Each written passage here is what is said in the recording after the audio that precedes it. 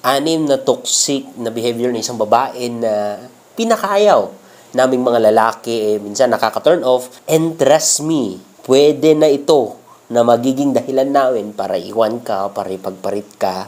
And minsan hindi natin sila masisisi. So, kung gusto mong malaman, let's go.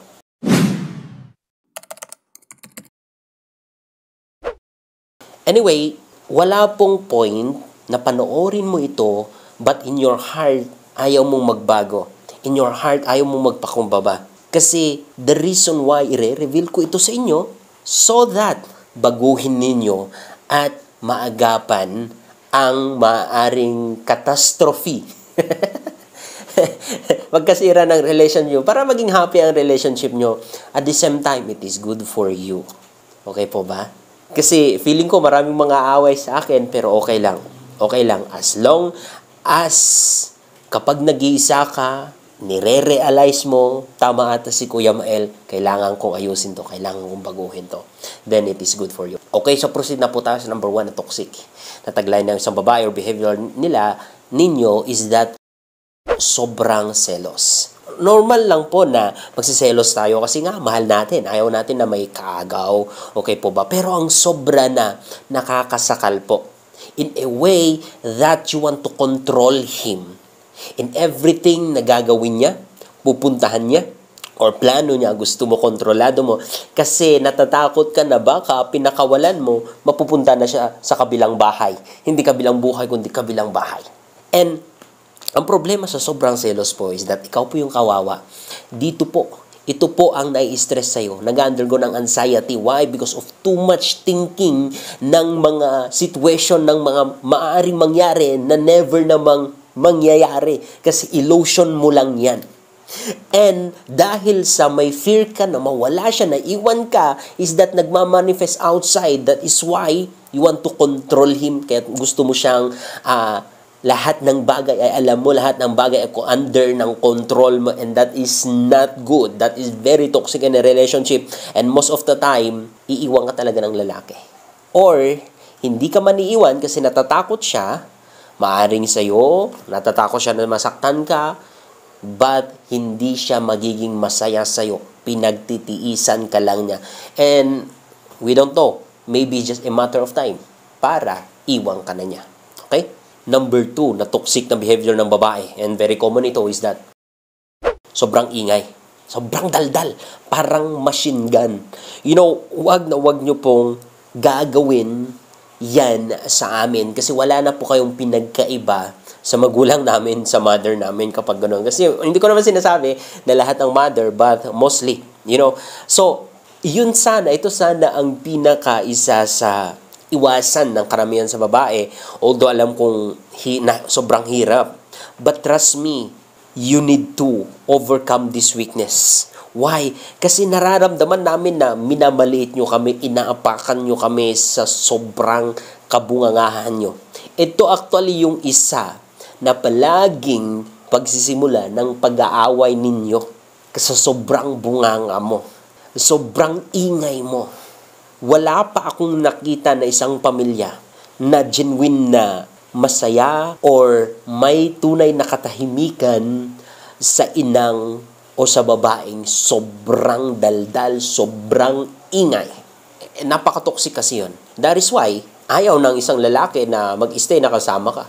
And worse, palagi kang iniiwasan. Palagi niyang iniiwasan na umuwi sana hanggat maaari. Kung mayroon lang ibang tirahan yan, doon na lang titira.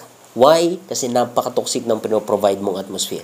Kaya kaibigan, hanggat maaari, please lang, you need to control your mouth. And number 3, hindi ko naman ito masasabi na directly toxic, pero yung nagiging resulta is that magiging toxic ka. No self-confidence. Wala kang tiwala sa sarili mo, wala kang tiwala sa ganda mo, wala kang tiwala sa kakayahan mo. That is why, dahil sa wala kang tiwala sa sarili mo, lagi kang naghahanap ng validation mula sa partner mo. And dito na lumalabas yung pagiging toxic mo. Kasi kung hindi niya vina-validate yung ginagawa mo, hindi niya nako-confirm yung ginagawa mo, hindi ka niya na-appreciate, nagiging toxic ka.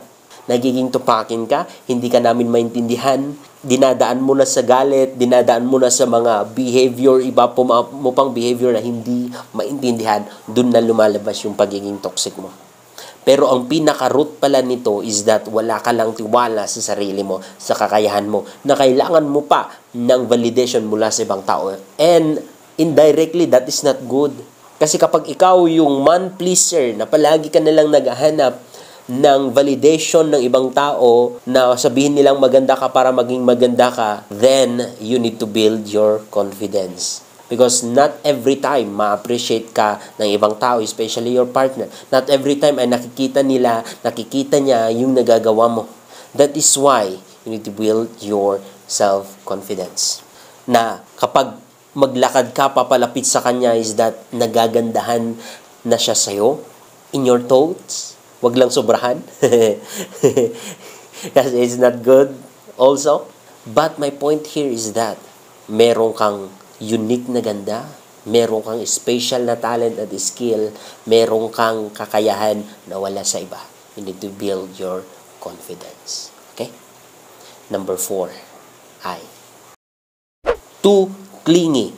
Ito'y isang sobrang toxic din sa relationship. Meron akong kaibigan na sobrang bait niya. Ilan lang yung ganitong klase ng lalaki, pogi na nga lang, matangkad, sobrang sipag, sobrang bait niya pa. Alam mo yung jowa niya is that, asawa na niya ngayon, sobrang clingy. Gusto, oras-oras, nag-uusap sila, gusto, palagi silang nagkakasama. And kapag may time na kami, nung nagiinom pa ako, by God's grace, and na-overcome ko na yung weakness ko na yun, nung mag-inom kami na gano'n, nabibisit na siya. Hanggat maaari, ayaw na niyang kausapin. Yung jowa niya, why? Kasi napaka-clingy. Gusto, sa kanya lang, sa jowa niya lang, sa babae lang na yun, yung time niya, yung attention niya, yung lahat niya, palagi niyang gusto niyang kasama. Napaka-clingy. And that is toxic sa to lang kasi nararamdaman namin yung pagkasakal, walang freedom sa amin. And parang kinukulong mo na siya kapag ganun, kaibigan. That is why too much clingy is not good. Anyway. Number 5. Alam kong maraming matatamahan dito, pero sabihin ko pa rin. Ang babaeng sobrang lakas manghinala. Mga tamang hinala lang naman. Ito ang problema sa inyo because of your fear of losing your partner. Nagkakaroon ka ng illusion sa isip mo, napipicture mo na ganito yung kanyang ginagawa, na nambababae na siya, na kung bakit siya na late sa pag-uwi dahil meron pa siyang nakamit, meron siyang dinaanan, meron siyang, nag-date pa sila. And yung mga bagay na yun, most of the time, mali. Most of the time, hindi totoo, hindi ko sinasabing never. But most of the time, dahil sa palagi kang nanginala sa kanya, di gawin na niya para wala ka ng ibang masabi. Meron na siyang right na gawin yon or panghahawakan na gawin na makipag-date na siya, manlandi na siya kasi palagi mo siyang pinanghinalaan. At hindi lang sa mga bagay na yun, lagi mo siyang pinanghinalaan na hindi tama yung sahod niya na binibigay niya sa'yo. Sa mga, especially sa mga negativity, is that palagi mo siyang sinisisi, pinanghinalaan ng hindi maganda.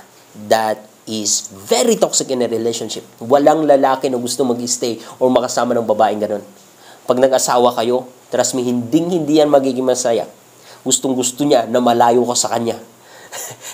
Yun yung freedom para sa kanya. At kung ayaw mo yun na maging feeling na isang lalaki sa'yo, then please,